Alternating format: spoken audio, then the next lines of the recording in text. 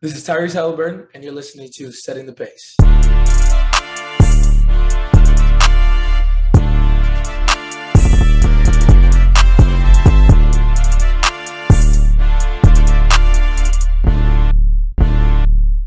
Look, setting the pace with Alex and Fauci. If I put Ajax in the paint, how you gonna stop me? We can go head to head. Call out your top three. Look at the switch from Duarte. Now that boy got three. We got Haliburton running point. This is the Benedict for the shot. If anybody gon' come in the post, then we got Aaron Nesmith for the block. Setting the pace, going to the top. This is your number one podcast. Sweeping every team, we gon' need a mop. Smooth.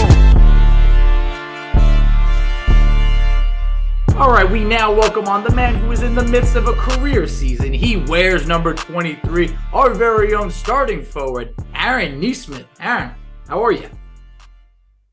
I'm good. Thank you guys for having me. Glad to be here. Of course, we've been looking forward to it. So, Aaron, let's, just start from when you joined the Pacers. I mean, you're coming off of a trip to the NBA Finals with the Boston Celtics before being traded to the Pacers in the offseason.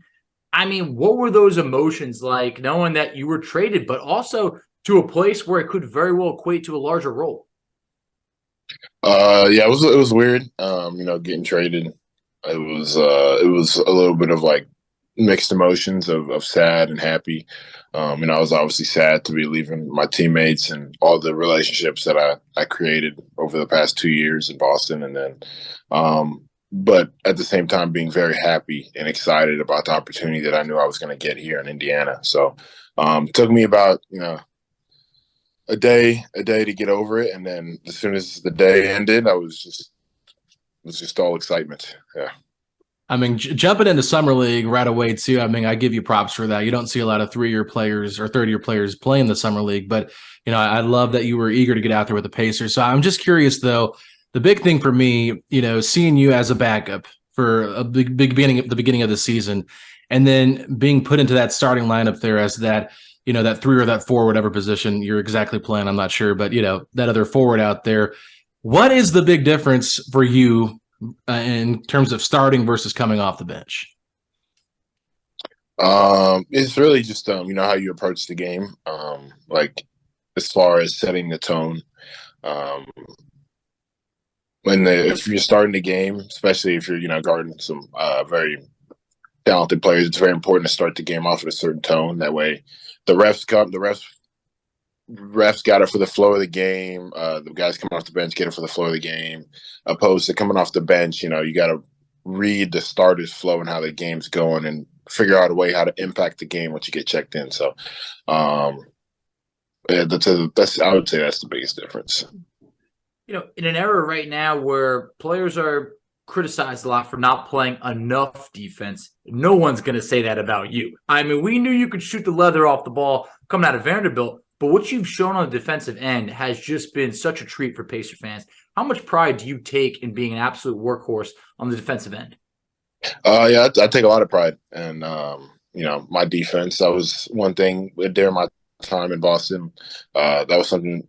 That's why I got into the game. And so being able to carry that here in Indiana and just, get better and better and learn, the hard way by getting thrown into the fire in some aspects. But it's something that going into every game, I take my matchup very seriously, and I watch copious amounts of film on my opponent before the game starts. So, at 23 years of age, you absolutely fit the timeline and core of this team. I mean, you've been a vital part, and also moving forward, which we're all excited about. Can you sort of describe the type of culture that the Pacers are building? Because while we might not be there yet, you can let the league's best know that we're coming. And Boston just saw it recently. We beat Boston earlier. I mean, what type of culture are we building right now? We're building a special one for sure. We're building a special one of guys who work hard, who want to get better, who want to win, play the right way, play for each other, and ultimately, have fun while we all do it. So it's been a great time while I've been here so far. Talk to me about playing with Tyrese Haliburton, obviously one of the best passers in the NBA. Just always having to, be ready because his head is on a swivel looking for everybody, and how awesome it's been to play with him. It's been awesome. We're one of the fastest paced team in the league, and that's a big part of him because of his ability to catch the ball and go and get us all in transition. And he'll find all of us. If you're running, he's going to find you. So it gives incentives for everybody and makes everybody's lives a lot easier in the offensive end having him out there. Hey, it's definitely great to have him out there. We saw what the team looked like without him. Obviously, it's a bit of a difference, but the Pacers currently 27-35. But Aaron, they're actually 9-4 in games where you score 15 or more, which I've been calling you the X factor of this team. When you think about how this season's been and some of the big games that you've had, I mean, you've scored a career high 2 or 3 different times this year. Is there a certain feeling you get after seeing maybe that first shot or first three-pointer go in where yeah, I think I'm cooking tonight? Yeah, for sure. There's some nights, you wake up on the right side of the bed and, you walk into the gym feeling good. First shot goes in, oh, yeah, it's gonna be a special night. So I've had a couple of nights like that this year, and hopefully we can get some more. Yeah, we definitely need some more of those because we need to see you just continue to drill those 3-pointers. But I'll say this, guarding, we talked about this a little bit earlier, but guarding the toughest players on the opposing team, it's a challenge. And I know that there for a little while, it seemed like you were getting in foul trouble early on and having to play through getting quick fouls in the first and second quarter. And it was just frustrating because it feels like, what can I do? You're trying to be physical, but you're not trying to foul. And sometimes, the offensive players get so much of an advantage in today's NBA. How have you been able to kind of change your game a little bit and to keep yourself from getting into early foul trouble in recent games? Yeah, it's just being smarter, knowing when I could be aggressive and when I can't be aggressive. And a lot of it has to do with, who I'm guarding. Some of these guys are big name guys and they're going to get the benefit of the doubt when the whistle blows. So just being almost over-exaggerative with my hands and just making sure I guard them with my chest. So that's been a big learning curve for me, and I got to continue to get better at that. When you're talking about a learning curve, I mean, a lot of it comes with extended playing time. And from doing some research, I saw that you've actually spent, they broke down, your position. You spent 15% of your time at shooting guard, 47% of your time at small forward, 38% of your time at power forward. Is there a position in mind that you feel you thrive most at, or is it just like, hey, it's 2023. This is the era of positionless basketball? Definitely, it's the era of positionless basketball. I don't think about going into the game at any position. I just go out there thinking, play, run to the corner, run to the wing, pass, kick, move, and it's just everybody can do it 1 through 4. So that's just my mindset. Yeah, we saw the Pacers make a trade at the deadline, which we weren't sure if this team was going to make any trades or not because you guys had such a really special chemistry. I'm curious, adding George Hill to this team, what has his veteran leadership meant for you guys? He's been huge since the minute he landed here in India. His voice has been it's been heard in the locker room. From the very first game, he had some choice words for us at halftime to kind of get us fired up. So he's been great, especially just for everybody since we're so young. Just another great voice that everybody can listen to. Staying on that topic, I mean, whether it was in Boston or Indiana, like, who was your vet that's really kind of took you under the wing or showed you a lot in this league? I've learned, I wouldn't say there's one person that's just taught me so much that I would say it's just a culmination of everybody. During my time in Boston, I used to watch, Jason, Jalen, how they work out, how they move, how they carry themselves. On the defensive side, watch Marcus and the little tips and tricks he had, rehabbing. Al had a great routine day in and day out, so I would always watch his routine, and I kind of stole some stuff from him that I brought into my daily routine over here. We got James Johnson, we got TJ McConnell, two veterans who've been around here for a long time. So they've taught me a lot during my time here so far. We got Miles Turner, the way he carries himself. Now we got George. It's just a culmination of everybody I've been a part of, and just taking little things from each and every one of them. Awesome, man. Well, I got to ask you this because I'm always curious, what your routine is before a game. So obviously you have walkthrough and then you guys, have your pregame meal. Do you take a nap? Is there something you do to get yourself ready for the game? Maybe you just walk me through a day in the life of Aaron Nesmith before a Pacers game? Well, I mean, it's shoot around and then a nap. It's I used to hate napping, but over the years now it's become a mandatory thing. Okay. What kind of nap are we talking about? Like, what's the sweet spot before a game? Because you obviously don't want to nap for too long. But what do you go with? I say an hour minimum. Okay, Ooh, that's nice. Pregame, hour minimum. Sometimes 2 hours, depending on how tired I am. But if it's no game day, then I try my best not to nap. But because I'm in a routine of napping so much now, I'll usually pass out for like 20 minutes. You got like a pregame meal or anything like that you eat? Is there like something you go to, or is it you change it up all the time? Something with pasta always. Okay. Game, or it's either pasta or a sub, like from like Subway, Jimmy John's, anything like that. Now, we usually hear like what's the good pregame meal, but like what's off the table when it comes to that? Like what's just not a good pregame meal? Fast food, anything. That's exactly what I was thinking. Yeah. Taco Bell. But you hear about these guys eating McDonald's before a game, and you're just like, I just don't understand how you're running up and down the court, guarding the league's elite, and you're doing all the fast food, but to each their own. Yeah, that's exactly it. To each their own. There are some guys who can eat McDonald's and Five Guys or whatever before the game, and I'm just not one of those guys. But kudos to them. Yeah, lots of carbs to burn off there with what you're eating, so I respect that. Now, I was going to ask you, in terms of back to basketball, for you, what was your favorite game so far as a Pacer?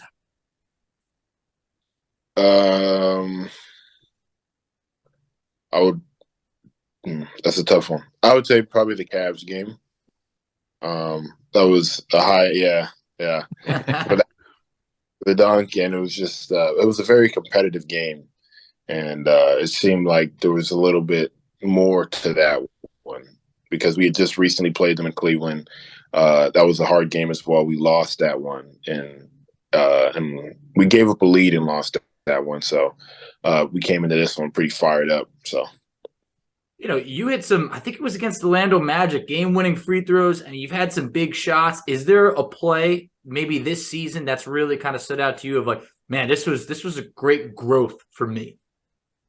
I would say the New York Knicks game when I had the double-double. Just there were some reads I made offensively that was definitely a big growth for me. And then also being able to rebound the ball like I did. I got to do a better job of being consistent and doing that.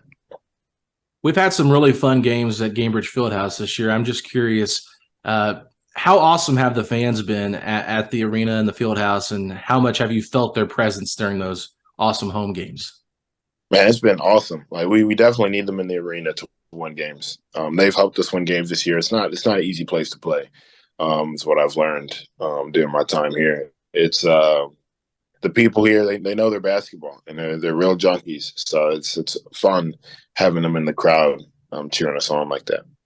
That's awesome. And, you've logged now 20 playoff appearances, but if you look around this Pacers roster, there's not a lot of playoff experience. I mean, what was it like kind of coming into that locker room being like, hey, obviously I'm used to a little bit of a different standard, and I know it'll come, but has that been something that you've tried to kind of share with your teammates as to like what it feels like to play in an NBA Finals or go on that run? Yeah, one of my coaches kind of had me talk to one of my teammates about just how fun it is to play in the playoffs and how different it is just from an environment standpoint. And it really is unmatched. It takes a big time jump, and that's something that I have expressed to my team of like, guys, we want to play in the playoffs. Like, it is different. It's an experience that you want to have, and it just makes the game so much more enjoyable. And I'm sure it drives you even more once you get a taste of it, just to want to get back there and prove yourself. Exactly. Even just the playing game, there's going to be a jump in the physicality, the effort that everybody. So even just playing in the playing game, guys are going to get that little taste and be itching for more. So. Yeah, I was going to say, Well, sorry, Foch. I was going to say, that Celtics game felt very much like a playoff atmosphere. Did you feel that same way, or did you feel like that maybe even a play-in game would be more intensified than that game? I would say even a playing game would be more intensified than that game for Okay. sure. That was a hard game, and everybody was obviously giving their all, but there's just that extra little juice that comes in when it's the playoffs. And with all due respect to Boston, was there a little something extra in that, those games against Boston that you want to say, hey, you know what? I want to play as good as I could possibly play tonight. Obviously, you want to do that every night, but a little something extra with Boston.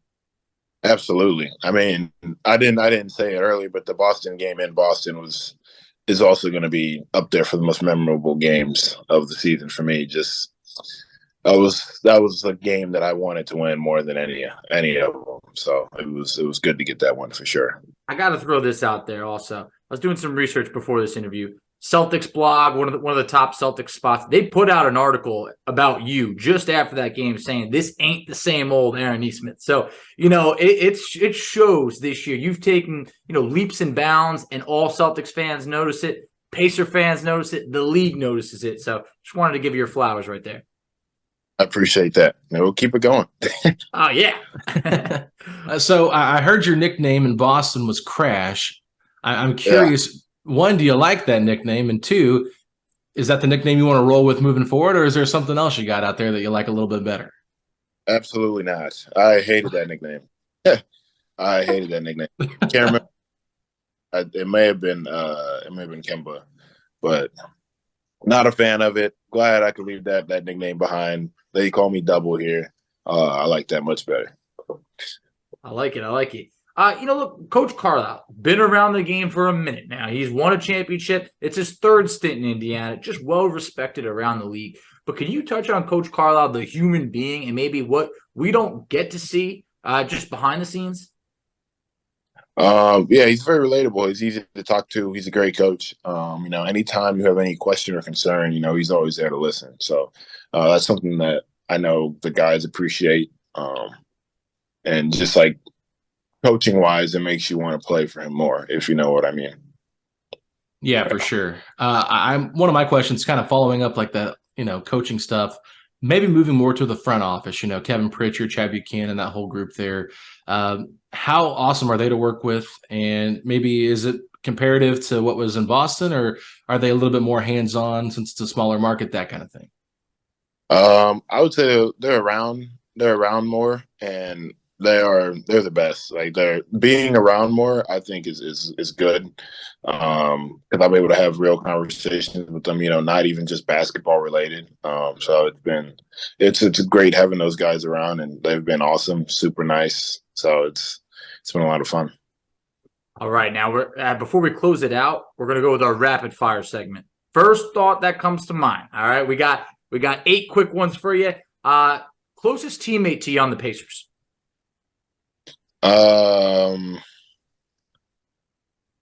Probably it was Terry Taylor, but he just got traded. Love me some TT. We Yeah, appreciate it. Yeah, we miss TT for sure. Let's go a different route here. Toughest defensive matchup for you this season? Paul George. Ooh, yeah, I can't argue with that one. Favorite TV show, past or present? Probably Attack on Titan. I gotta see that. Okay. What's your go-to spot to eat at in Indiana? I don't have a local spot yet, but I've been going to Chick-fil-A like 3 times a week. So Closed on Sundays. Hey, we'll get you in that routine come the off season. You'll find a spot. All right, highlight for maybe most fun moment of the season for you. I guess you talked about a couple. Is there one in specific? We'll say beating Boston in Boston. Love it. All right, now this is a controversial question, so be careful because I don't want any of your teammates to hear this, but who's the best shooter on the Pacers? I'll say can I say a handful of guys? You got to pick one. You can't pick yourself. You can pick yourself. You can pick yourself. Yeah, you can pick yourself.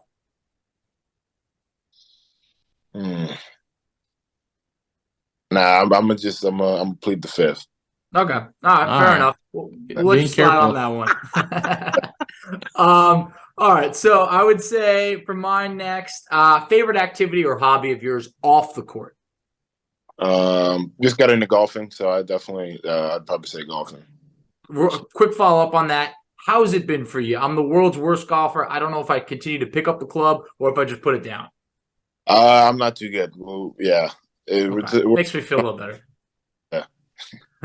I personally, for me, I'm a top golf kind of guy. That's my thing. Go to the driving range, see how far I can hit it. Don't have to worry about making it in the hole or not. Just that's all I got to worry about. Yeah, that's me. But okay, so last one for us here on the rapid fire. What inspired you to wear number 23? Was there a player that did that, or is it just a number you fell in love with? You know, I wore 23 maybe one time when I was younger, but I used to always wear 24 growing up, or wear 24 at Vanderbilt. And Buddy's 24 here. So I picked 23 because it was the closest number I could get to 24. And if you notice before warm-ups when they're calling out the starters, Buddy will lift his shooting shirt up and show me 24 and laugh because he knows that's the number. So. That's cold. That is wow. That's why you didn't pick him for best shooter. Maybe. I like the insight over there because that's the type of stuff you just don't pick up on. But I didn't know it was personal. But no, I definitely like that. And Aaron, before we finish up, I just really wanted to thank you for coming on the show. Really appreciate it. But you've also been a treat to watch because look, we knew, hey, this guy can shoot. He can defend. But we're seeing, the hustle, the grind, it's there. The diving for loose balls. Boxing out, you're making winning plays, and that goes a long way. I appreciate it. So I always call it the dirty work. Someone's got to do it, and I just happen to love doing it. So absolutely. And tell everybody where they can find you out on social media. Yes, sir. Just follow me on Aaron_Nesmith on Instagram and Twitter. Love it. Hey, Aaron, like I said, really appreciate you coming on, and best of luck the rest of the season. Thank you, guys. I really appreciate you guys having me. Absolutely. Thanks, Aaron. Setting the pace, going to the top. Setting the pace, going to the top. This is your #1 podcast. Sweeping every team. We gon' need a mop. Smooth.